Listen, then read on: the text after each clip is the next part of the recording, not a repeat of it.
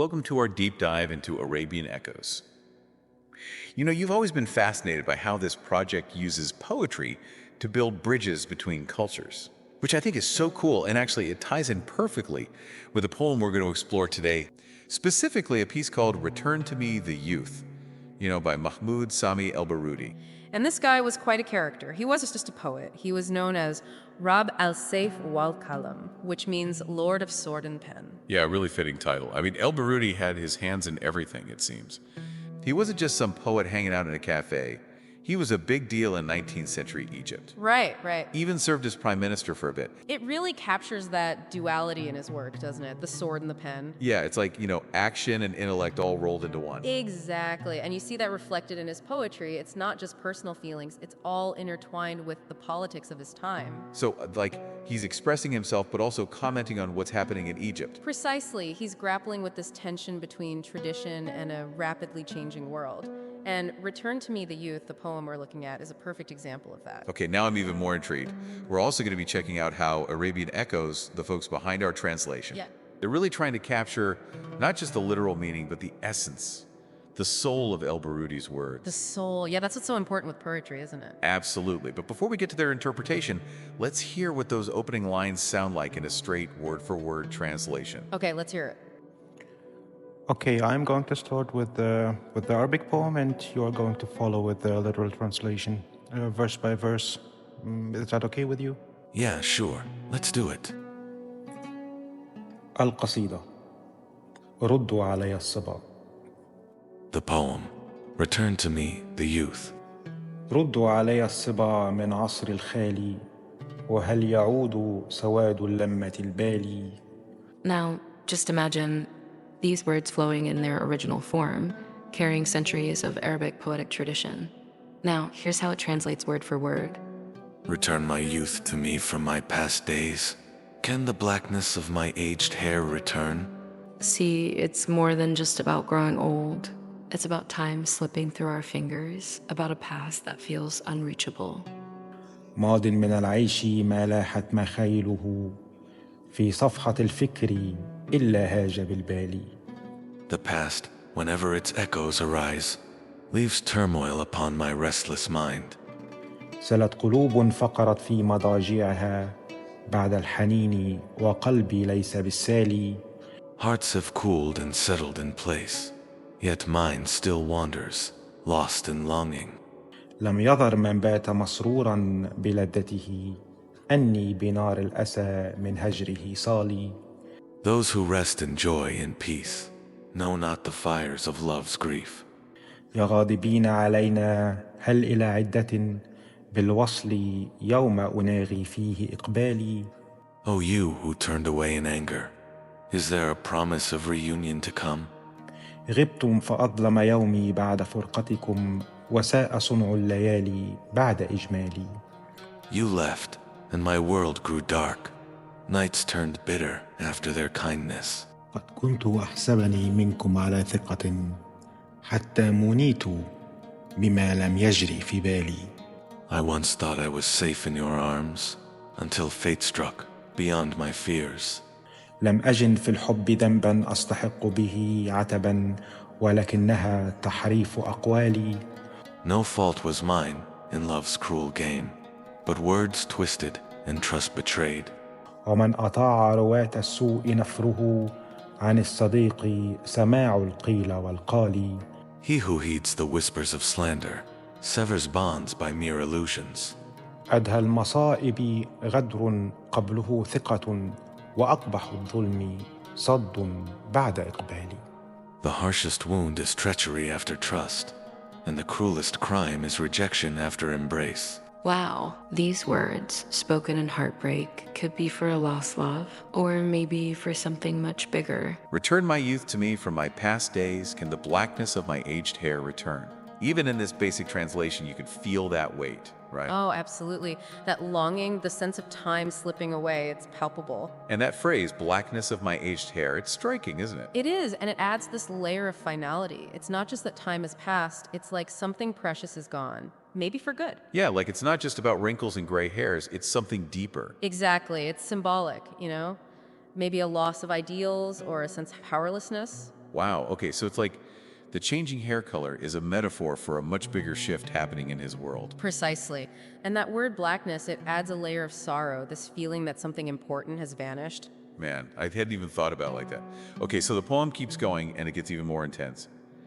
The past, whenever its echoes arise, leaves turmoil upon my restless mind. Hearts have cooled and settled in place, yet mine still wanders, lost in longing. Those who rest in joy and peace know not the fires of love's grief.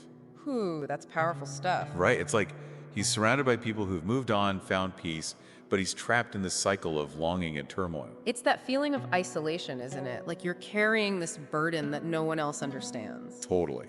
I've definitely felt that way sometimes, like out of sync with everyone else. And it's a universal feeling, I think. We've all been there. And then he reaches out, almost pleading, "Oh, you turned away in anger. Is there a promise of reunion to come?" What do you think he's getting at there? That's a really interesting line. It could be directed at individuals, maybe people he's had falling outs with, lost loves. Right, right. But on a deeper level, I think it's also a plea to his nation, to Egypt. Like he's saying, can we ever come back together? Can we recapture what we've lost? Ah, so it's like that personal heartbreak is reflective of this larger national heartbreak. Exactly. He's seeing his country go through these upheavals, and it's mirroring his own internal struggles. Okay, now I'm really seeing those layers you were talking about. Let's skip ahead a bit. There's a part where El-Baroudy talks about misplaced trust, rumors that twisted the truth. Oh, yes, that part. He says, "I once thought I was safe in your arms until fate struck beyond my fears. No fault was mine in love's cruel game, but words twisted and trust betrayed. He who heeds the whispers of slander severs bonds by mere illusions." It's incredibly relevant, isn't it? Even today. Oh, totally. Especially with how easily misinformation spreads these days. It's that feeling of betrayal, whether by individuals or by a system. Right, that feeling that you've been wronged, that the truth has been twisted. And for El-Baroudy, this theme of betrayal was likely tied to the politics of his time. Like seeing Egypt being manipulated by outside forces. Exactly. Broken promises, that sense of disillusionment, it all seeps into these lines. Wow, it's like he's giving us a warning about the dangers of propaganda, of blindly following those in power. It's a timeless message, really. And then he just hits us with these final lines of the literal translation. The harshest wound is treachery after trust, and the cruelest crime is rejection after embrace. Those lines are brutal. I know, right? They just cut right through you. They take us beyond just personal heartache. It's like he's saying the betrayal of a nation that can be just as devastating as any individual heartbreak. Like the pain of betrayal, it's universal, whether it's personal or on a national scale. Exactly. It touches us all. But now, let's hear how Arabian Echoes has brought this poem to life in English. Trying to capture not just the words, but the feeling, the rhythm. Yes, the rhythm is so important. I know, right? But now, what happens when poetry is reimagined? How do you keep the soul of the poem alive in another language? Listen to the heartbeat of the poem and feel it. Ode to lost times. Give back my youth from days now past. Can my faded hair regain its lustrous cast? The life I lived, now gone and flown. In memory's mirror, all I've known.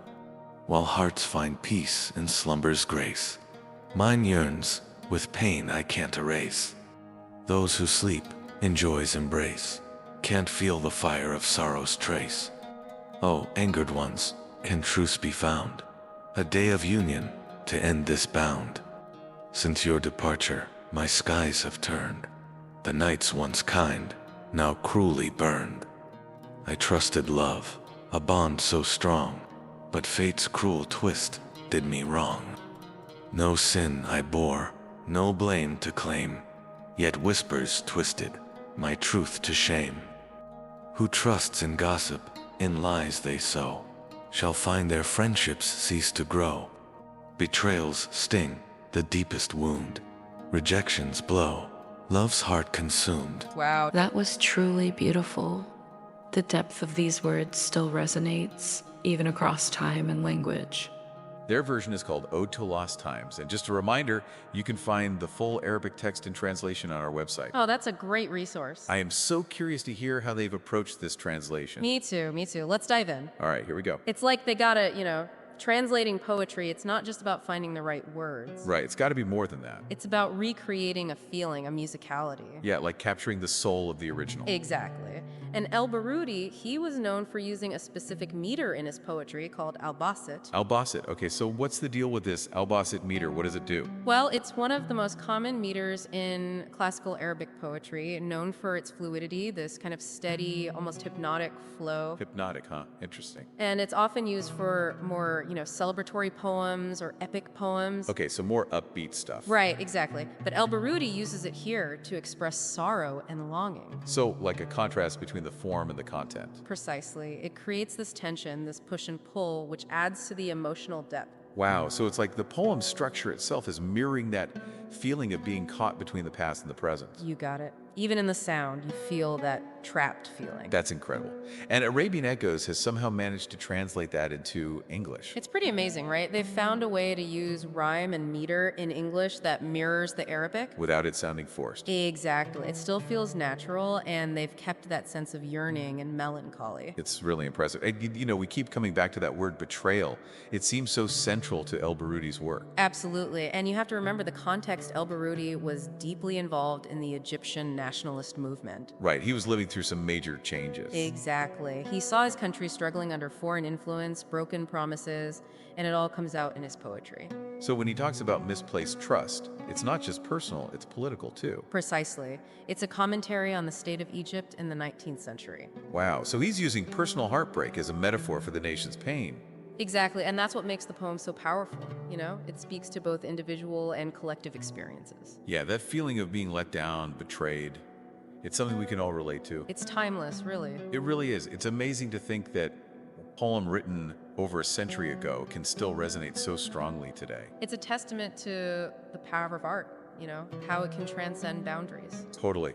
Makes you want to dive deeper into Arabic literature, right? Oh, absolutely. There's a whole world out there waiting to be discovered. So many voices, so many perspectives. And it's a reminder that even though we may speak different languages, we share so many of the same hopes and fears. We're all connected, in a way. Exactly. El-Baroudy's yearning for his youth, for his country's past, it resonates because we all have things we long for, things we feel have slipped away. And that brings us to the title itself, Return to Me the Youth, which Arabian Echoes translated as Ode to Lost Times. I love that title. It's so evocative. It really is full of longing.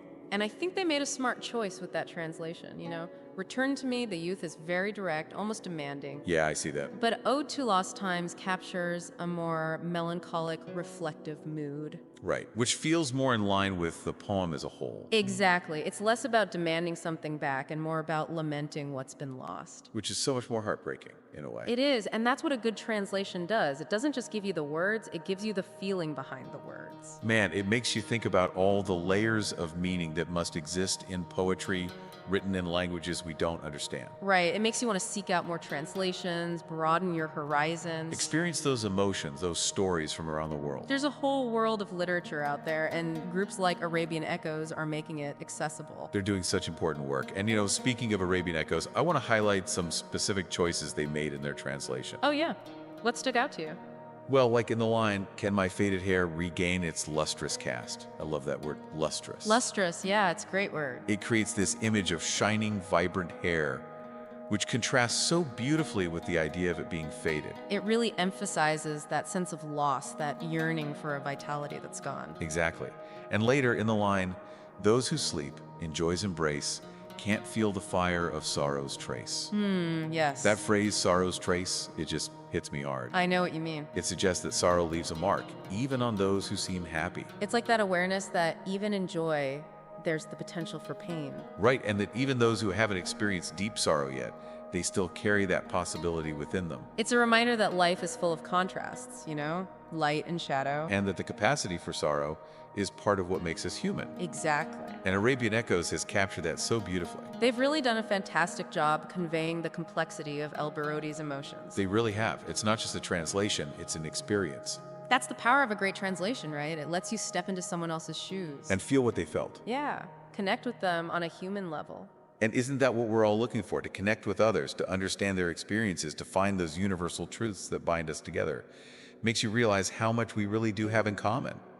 even with all the differences in language and culture and time. It really does. And that's one of the biggest things I'm taking away from this whole deep dive. Yeah. What do you mean? Well, like El-Baroudy's words, they were written so long ago, over a century. Right, way back in the 19th century. But they're still relevant, because they tap into these universal human experiences. Like what? Give me an example. Longing, loss, the need to connect with others. The desire for meaning, yeah. Exactly. Trying to find your place in a world that feels chaotic and unpredictable. Yeah, no, I get that. Sometimes it feels like everything's just spinning out of control. Right. And El-Baroudy, he's reaching across time and space saying, hey, I've been there too. I've felt those same things. And that's comforting in a way, isn't it? To know you're not alone. It is. It really is that sense of shared experience, of recognizing our common humanity. It's powerful stuff. It is. And speaking of powerful, those final lines about betrayal and rejection, those really hit me hard. I know what you mean. They stay with you. It's like he's saying those wounds, they cut the deepest, no matter where they come from. Whether it's a personal relationship or,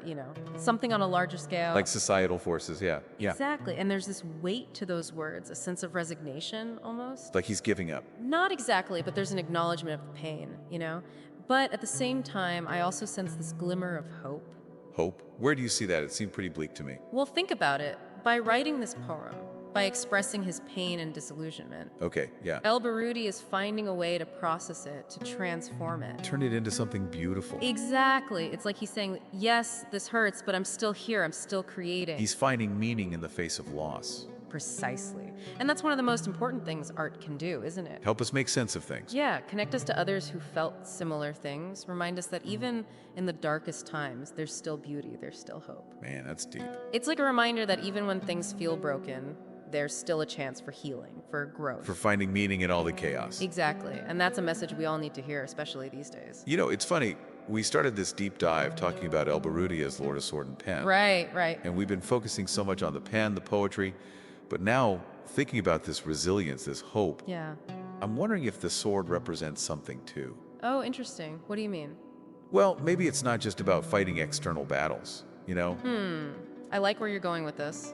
Maybe it's also about that internal fight, that struggle, to keep going, to keep creating, to keep believing. Even when everything feels like it's falling apart. Yeah, exactly. That's a really powerful interpretation. It adds a whole other dimension to that nickname. Right. It's not just about physical strength or political power. It's about inner strength, resilience. The resilience of the human spirit. I love that. And maybe that's part of what El-Baroudy is trying to say in this poem.